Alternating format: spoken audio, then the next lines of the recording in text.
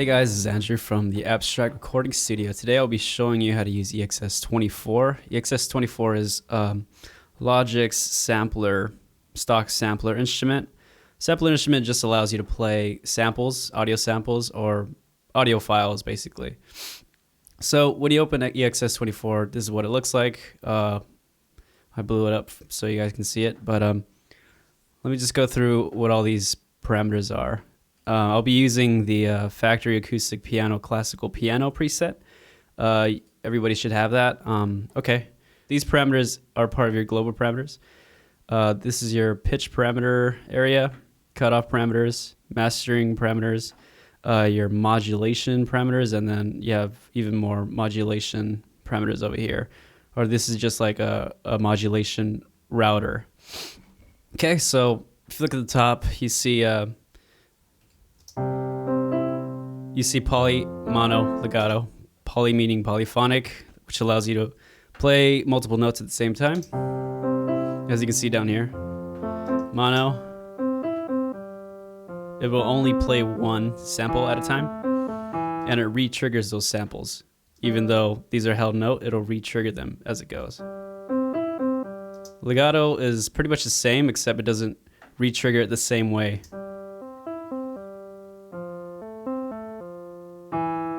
So it kind of combines those two audio files, and rather than go through the attack envelope, it just kind of blends in with the other audio, whereas mono re-triggers it. This is your voicings. This basically means how many instances you can have. With one, it's basically monophonic. This is used to save CPU and just to get a certain sound out of your sampler. Unison plays multiple of the same audio file.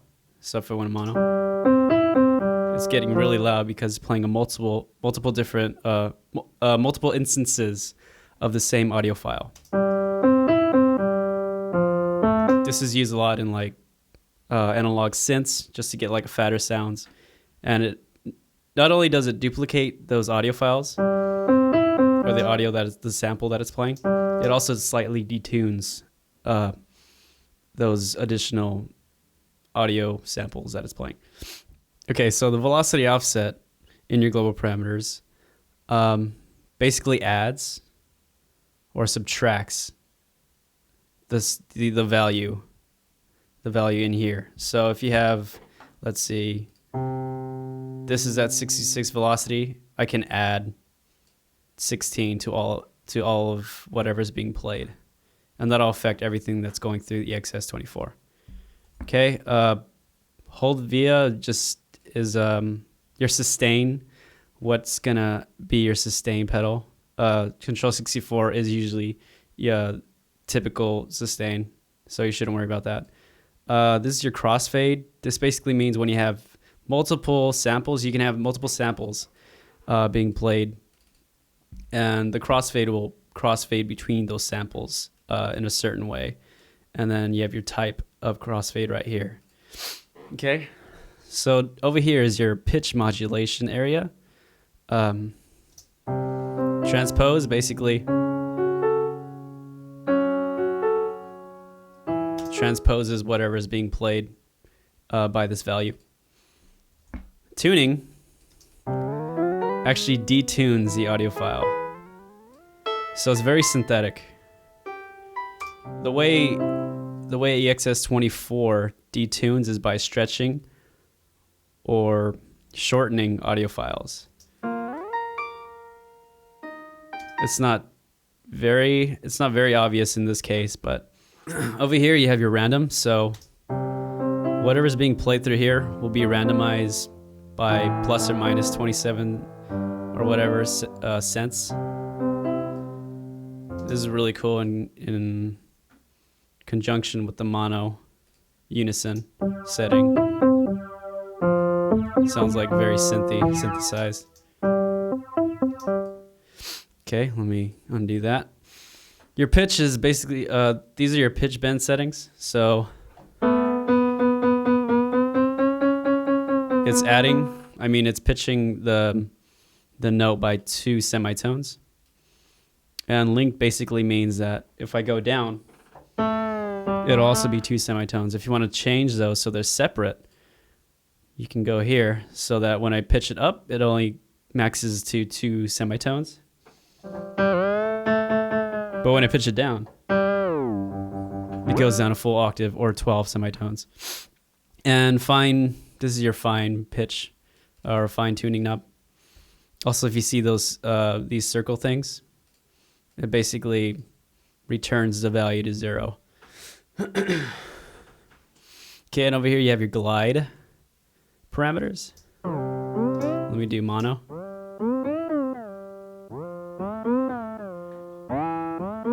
So what that is doing is it's pitch shifting one note into the other. You can see how that affects this. Okay, so what that's doing is this note is being blended into this top one. Let me mute these. This note is being blended into the top one, and then to the next one, and then so on and so on. What this pitcher does, you can have them all start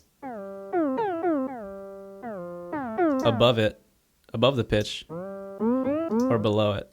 And these are semitones, so it's going to start 12 semitones below that pitch. And then over here, it's gonna start a whole octave up, or 12 semitones above it, and then glide into that note. Let me shorten that to show you what it can do.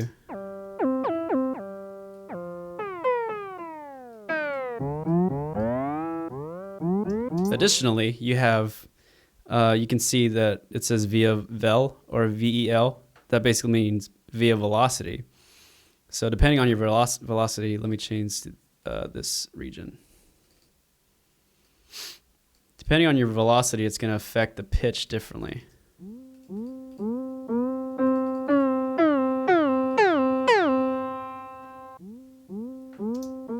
So with this graph, or this this knob, it expands like that. This basically, the bottom part of it basically means when I'm at 0 velocity, it's gonna affect this value. So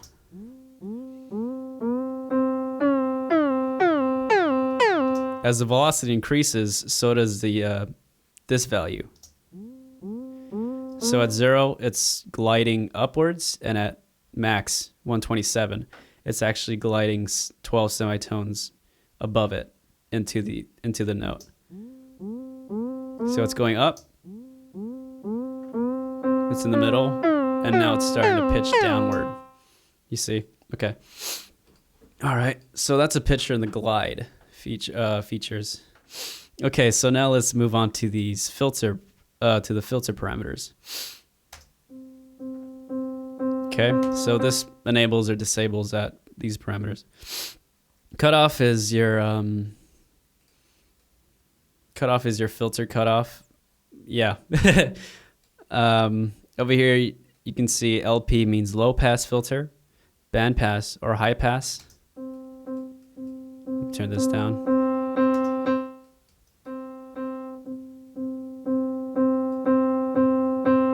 Okay, you can kind of hear that. There's also some other things modulating the cutoff, but over here is your key parameter. That basically means which key you're playing will affect the cutoff. So if you're playing this low note, this low A, you can kind of hear that. You can also see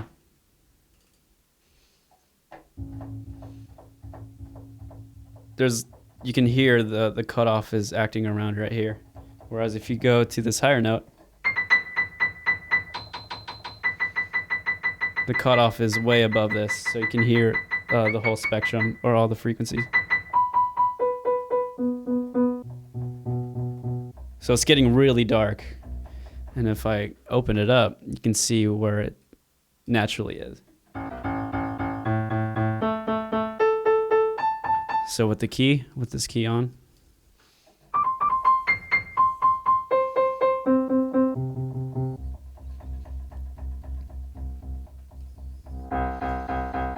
Okay. All right. So this is your drive. It just overdrives the signal, or overdrives the file, the audio file volume. So this is your drive. It overdrives the signal, and let me just play with that. Just basically adds distortion. Let me return these to 0. So you can hear it crackle from all the saturation. Go to resonance.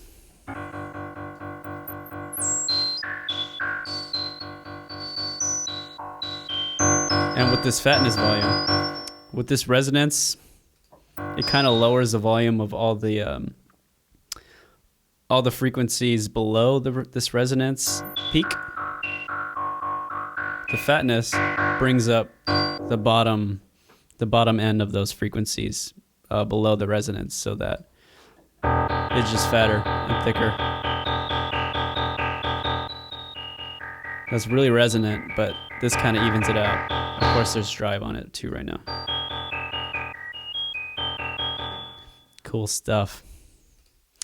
Okay, now let's move on to these mastering parameters. You see the same sort of knob here. And let me play you this file again.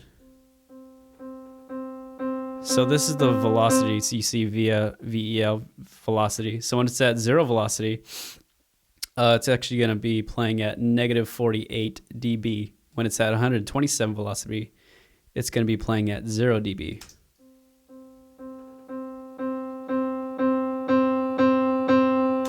Using these parameters, you can create very realistic sounds. Okay, so this is the key scale. Let me show you what that does. Let me put this at 0, all the way at 0. And let's increase this key scale to see what it does. So, as I go up the scale on the keyboard, it's actually increasing the dB. So it's really, really loud right now. As I go lower, it decreases the volume. Okay, let's put that at 0. Now I'm going to move on to this router. Okay, so now I want to show you what this modulation router does. The modulation router is basically all these parameters inside of this black box. It's a little confusing at first, but I'll try to break it down. You see here a destination drop-down menu, a via menu, and a source menu. What this is saying is the source is going to be affecting the destination. So you see here the velocity is affecting the sample select. This is so that let's say you have different samples in the same that are on the same key, or on the same note, I should say. So when you have when you're recording, they probably have a very low velocity recording of, let's say, this C note, and they have a different recording for a more higher velocity C note. So this basically blends those samples together depending on the velocity. Okay, so over here is LFO1 affecting the pitch, and you see this via menu is being used. Control number 1 is your modulation wheel. Let me show you what this does. This is also these also, sorry, I should have mentioned this before. These are your modulation sliders. This tells you how much the source is affecting the destination. So you see here you have 2 sliders. This is because the via menu is being used. If it was off, it's no longer being used. Because you can have a variety of you can have a range of parameters, or you have a range of value. Okay, so let me show you what this does. Currently this is doing nothing. So my modulation wheel is all the way up, but it's still doing nothing. If I turn it all the way up though,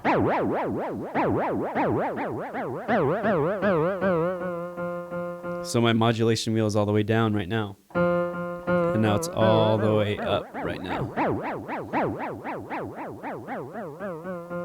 And this LFO1, let me skip over here for a second. This is LFO1. These are both part of LFO1. This is basically like a envelope for envelope 1, or LFO1, I should say. This is an envelope for LFO1, and this is the rate. So you can either sync it, or you can have it moving through a cycle. So I'm all the way up on my modulation wheel right now. I'm gonna sync it to my tempo.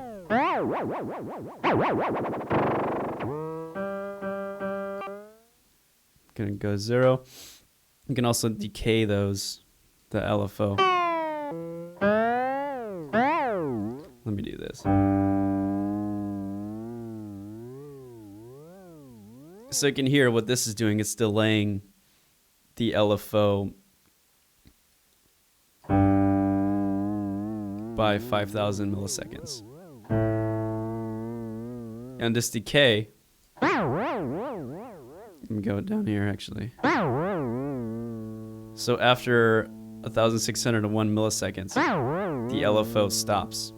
So the LFO is acting until 1,601 milliseconds, or whatever this parameter is.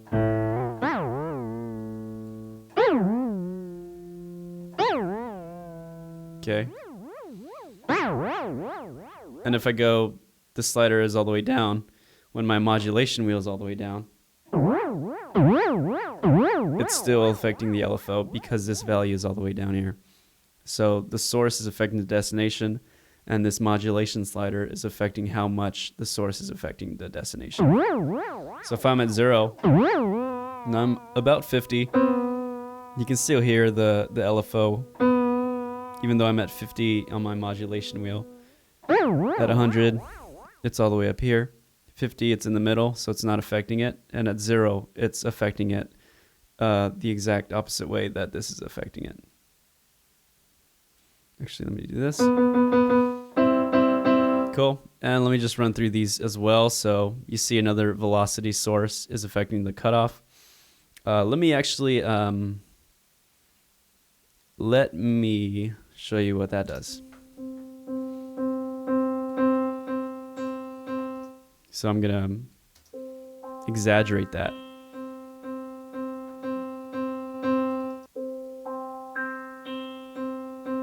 So you can hear the resonance and the cutoff. And you can see down here how much the velocity is affecting the cutoff.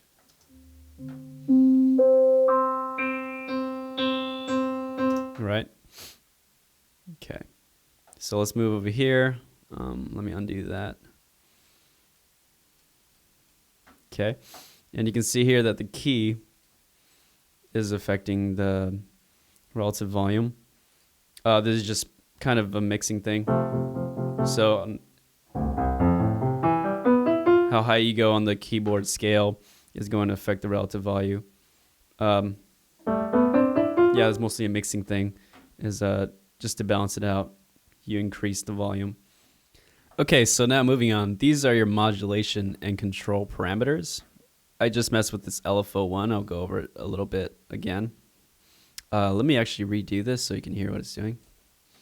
My modulation wheel is all the way up, so it's going to affect the source is going to affect the destination to its max value.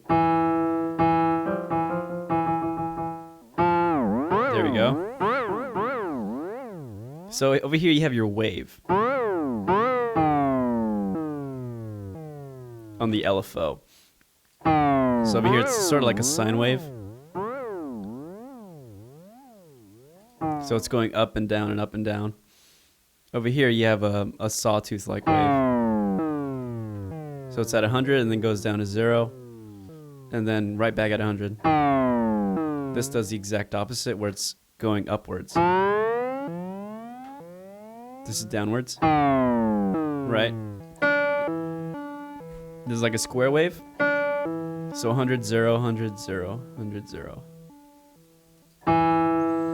So that's 0, and you can hear how this is affecting this.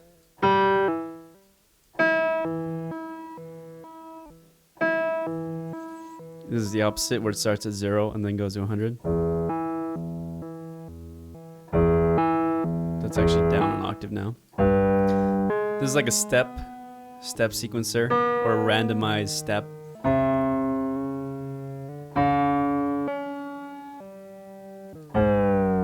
And this is like a smoother randomizer. So it's reaching a random peak, or it's reaching a random value and going to the next random value. This one does the same, but it's abrupt. Okay, so that's your LFO1. Remember, you have the decay values as well.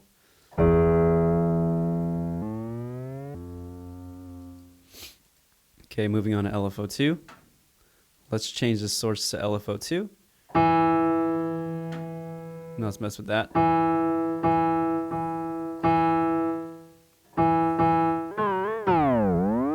Okay, there we go. You have the same options over here. It's just a little simpler than the LFO1. And then LFO3.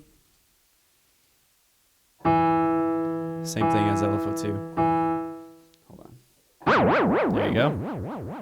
Except you don't have these waves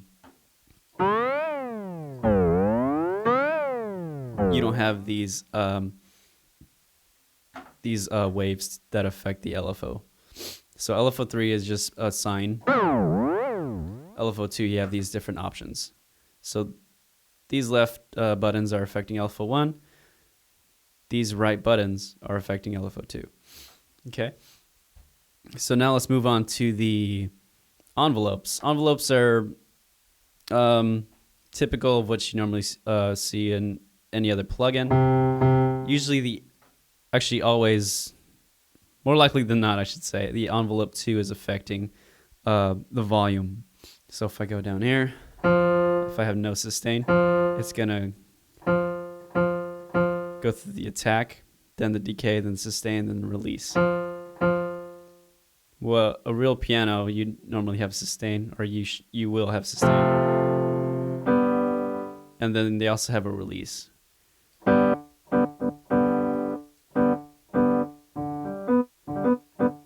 Right?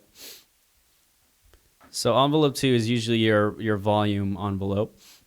Envelope 1, you can always route it to something else. So envelope 1 is usually free, or it's doing something else other than the volume automation. Okay, so the last thing I want to talk about are these two parameters over here, the time and curve, these time and curve sliders. These basically lengthen or shorten either of these envelopes, or both of them at the same time. But let's listen right now. This is at 50%. So let's listen to what this does. I'm going to be playing octaves.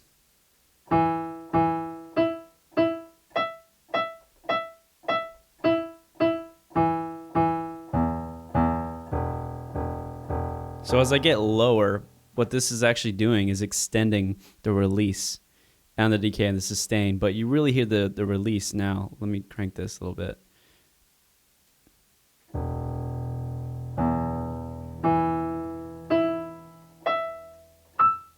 So I'm not holding those downs. I'm playing those all the same length.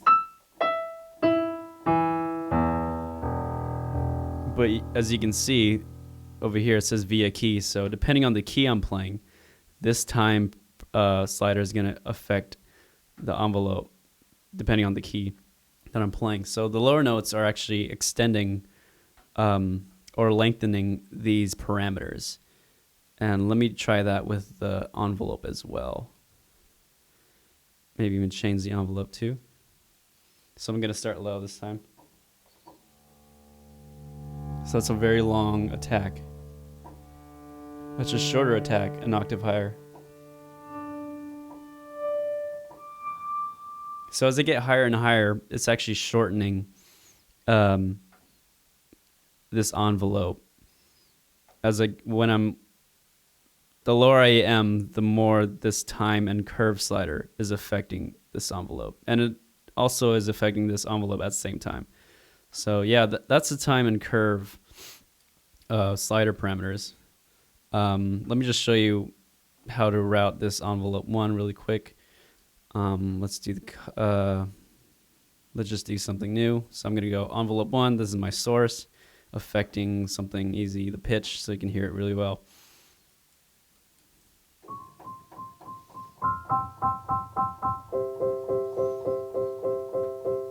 Crank this.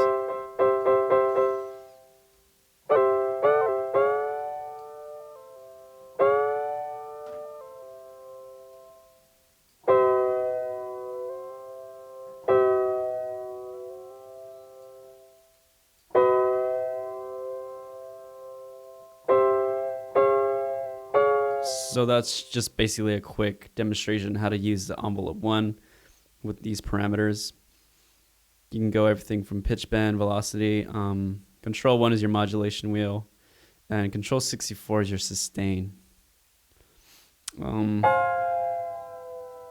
Yeah, you can do some pretty crazy stuff. You can import your own samples. You can mess around with these samples, make some cool stuff up. Thanks for watching. See you guys soon.